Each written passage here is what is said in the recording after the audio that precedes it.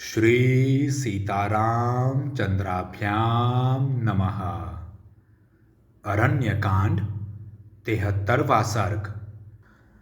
दिव्य रूपधारी कबंध का श्री राम और लक्ष्मण को ऋष्यमुख और पंपा सरोवर का मार्ग बताना तथा मतंग मुनि के वन एवं आश्रम का परिचय देकर प्रस्थान करना।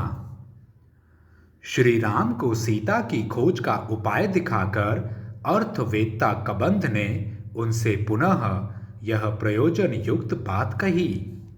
श्री राम यहाँ से पश्चिम दिशा का आश्रय लेकर जहाँ ये फूलों से भरे हुए मनोरम वृक्ष शोभा पा रहे हैं, यही आपके जाने लायक सुखद मार्ग है। जामुन, प्रियाल, कटहल, बड़, पाकड़, तेंदु, पीपल, कनेर, आम तथा अन्य वृक्ष, धव, नागकेसर, तिलक, नक्तमाल, नील, अशोक, कदम्ब, खिले हुए करवीर, भिलावा, अशोक, लाल चंदन तथा मंदार, ये वृक्ष मार्ग में पड़ेंगे। आप दोनों भाई इनकी डालियों को बलपूर्वक भूमि पर झुकाकर अथवा इन वृक्षों पर चढ़कर इनके अमृत तुल्य मधुर फलों का आहार करते हुए यात्रा कीजिएगा। काकुत्स्थ खिले हुए वृक्षों से सुशोभित उस वन को लांघकर आप लोग एक दूसरे वन में प्रवेश कीजिएगा, जो नंदन वन के समान मनोहर है। उस वन के वृक्ष उत्तर कुरु वर्ष के वृक्षों की भांति मधु की धारा बहाने वाले हैं तथा उनमें सभी ऋतुओं में सदा फल लगे रहते हैं। चैत्ररथ वन की भांति उस मनोहर कानन में सभी ऋतुएं निवास करती हैं। वहाँ के वृक्ष बड़ी बड़ी शाखा धारण करने वाले तथा फलों के भार से झुके हुए हैं। वे वहाँ सब और मेघों और पर्वतों के समान शोभा पाते हैं। लक्ष्मण उन वृक्षों पर चढ़कर अथवा सुखपूर्वक उन्हें पृथ्वी पर झुकाकर उनके अमृत तुल्य मधुर फल आपको देंगे। इस प्रकार सुंदर पर्वतों पर भ्रमण करते हुए आप दोनों भाई एक पहाड़ से दूसरे पहाड़ पर तथा एक वन से दूसरे वन में पहुंचेंगे और इस तरह अनेक पर्वतों तथा वनों को लांघते हुए आप दोनों वीर पंपा नामक पुष्करणी के तट पर पहुंच जाएंगे। श्री राम वहां कंकड़ का नाम नहीं है। उसके तट पर पैर फिसलने लायक कीचड़ आदि नहीं है। उसके घाट की भूमि सब ओर से बराबर है, ऊंची नीची या उबड़ खाबड़ नहीं है। उस पुष्करिणी में सेवार का सर्वथा अभाव है। उसके भीतर की भूमि वालू का पूर्ण है। कमल और उत्पल उस सरोवर की शोभा बढ़ाते हैं। रघुनंदन वहाँ पंपा के जल में विचरने वाले हंस, कारंडव, क्रौंच और कुरर सदा मधुर स्वर में कूजते रहते हैं।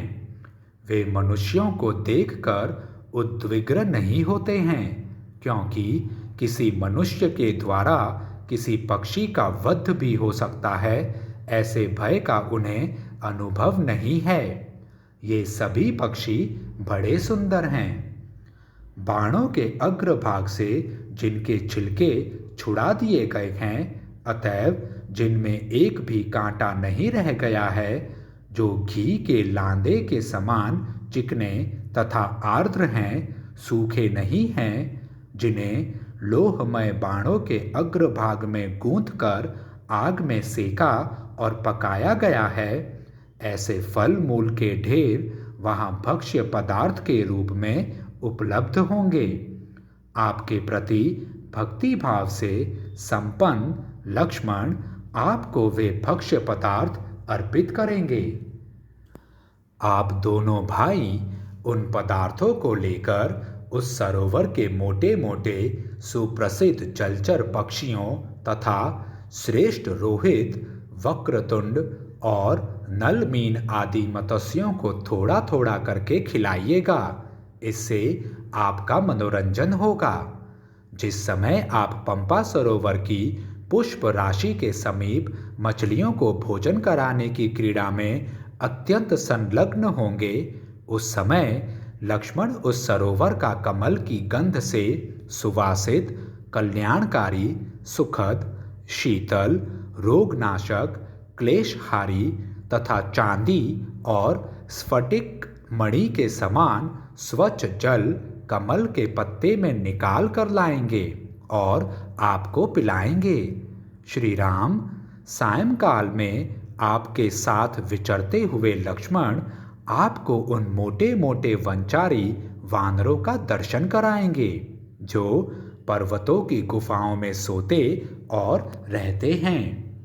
नरश्रेष्ठ, वे वानर पानी पीने के लोभ से पंपा के तट पर आकर सांडों के समान गरजते हैं। उनके शरीर मोटे और रंग पीले होते हैं। आप उन सबको वहां देखेंगे। श्री राम सायंकाल में चलते समय आप बड़ी बड़ी शाखा वाले पुष्पधारी वृक्षों तथा पंपा के शीतल जल का दर्शन करके अपना शोक त्याग देंगे। रघुनंदन, वहां फूलों से भरे हुए तिलक और नक्तमाल के वृक्ष शोभा पाते हैं तथा जल के भीतर उत्पल और कमल फूले हुए दिखाई देते हैं।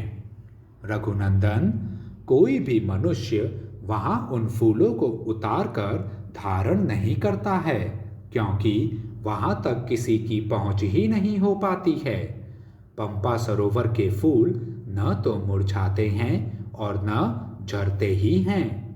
कहते हैं वहां पहले मतंग मुनि के शिष्य ऋषिगण निवास करते थे, जिनका चित्त सदा एकाग्र एवं शांत रहता था। वे अपने गुरु मतंग मुनि के लिए जब जंगली फल मूल ले आते और उनके भार से थक जाते, तब उनके शरीर से पृथ्वी पर पसीनों की जो बूंदें गिरती थी, वे ही उन मुनियों की तपस्या के प्रभाव से तत्काल फूल के रूप में परिणत हो जाती थी। राघव, पसीनों की बूंदों से उत्पन्न होने के कारण वे फूल नष्ट नहीं होते हैं। वे सब के सब ऋषि तो अब चले गए, किंतु उनकी सेवा में रहने वाली तपस्विनी शबरी आज भी वहां दिखाई देती है। काकुत्स, शबरी चिरजीवनी होकर सदा धर्म के अनुष्ठान में लगी रहती हैं।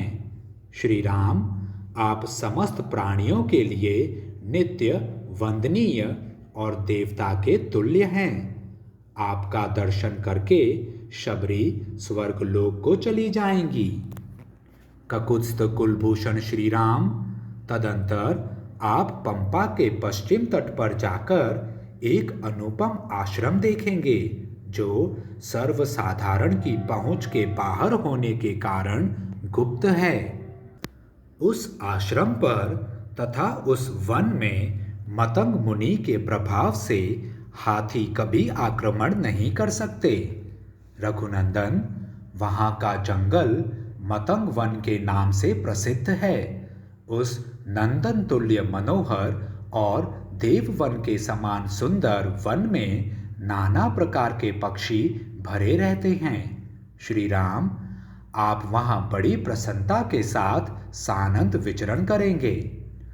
पंपा सरोवर के पूर्व भाग में ऋष्यमुख पर्वत है, जहां के वृक्ष फूलों से सुशोभित दिखाई देते हैं।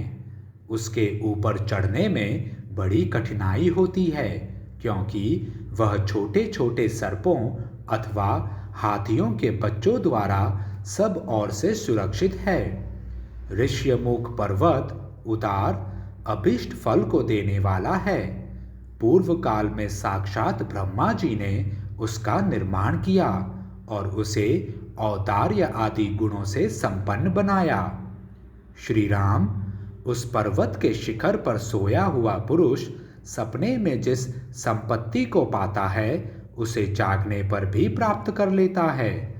जो पाप कर्मी तथा विषम बर्ताव करने वाला पुरुष उस पर्वत पर चढ़ता है, उसे इस पर्वत शिखर पर ही सो जाने पर राक्षस लोग उठाकर उसके ऊपर प्रहार करते हैं। श्री राम मतंग मुनि के आश्रम के आसपास के वन में रहने और पंपा सरोवर में क्रीड़ा करने वाले छोटे छोटे हाथियों के चिघाड़ने के महान शब्द उस पर्वत पर भी सुनाई देता है।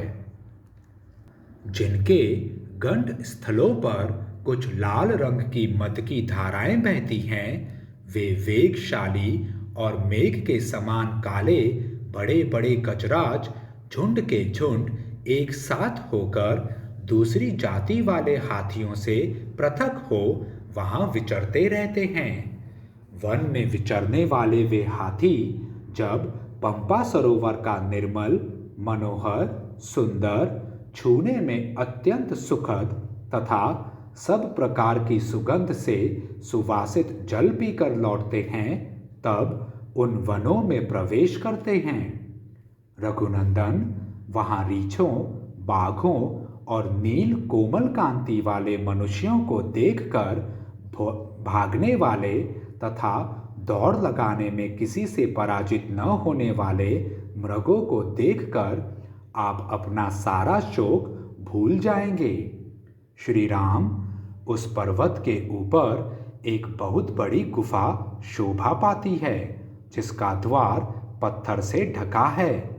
उसके भीतर प्रवेश करने में बड़ा कष्ट होता है। उस गुफा के पूर्व द्वार पर शीतल जल से भरा हुआ एक बहुत बड़ा कुंड है। उसके आसपास बहुत से फल और मूल सुलभ हैं तथा वह रमणीय हृद नाना नाना प्रकार के वृक्षों से व्याप्त है। धर्मात्मा सुग्रीव वानरों के साथ उसी गुफा में निवास करते हैं। वे कभी कभी उस पर्वत के शिखर पर भी रहते हैं। इस प्रकार श्री राम और लक्ष्मण दोनों भाइयों को सब बातें बताकर सूर्य के समान तेजस्वी और पराक्रमी कबंध दिव्य पुष्पों की माला धारण किए आकाश में प्रकाशित होने लगा। उस समय वे दोनों भाई श्री राम और लक्ष्मण वहां से प्रस्थान करने के लिए उद्यत हो आकाश में खड़े हुए महाभाग कबंध से उसके निकट खड़े होकर बोले, अब तुम परम धाम को जाओ। कबंध ने भी उन दोनों भाइयों से कहा, आप लोग भी अपने कार्य की सिद्धि के लिए यात्रा करें। ऐसा कहकर परम प्रसन्न हुए उन दोनों बंधुओं से आज्ञा ले कबंध ने तत्काल प्रस्थान किया। कबंध अपने पहले रूप को पाकर अद्भुत शोभा से संपन्न हो गया। उसका सारा शरीर सूर्य तुल्य प्रभा से प्रकाशित हो उठा। वह राम की ओर देखकर उन्हें पंपा सरोवर का मार्ग दिखाता हुआ आकाश में ही स्थित होकर बोला, आप सुग्रीव के साथ मित्रता अवश्य करें। इस प्रकार श्री वाल्मीकि निर्मित आर्ष रामायण आदि काव्य के अरण्य कांड में 73वां सर्ग पूरा हुआ। जय श्री राम।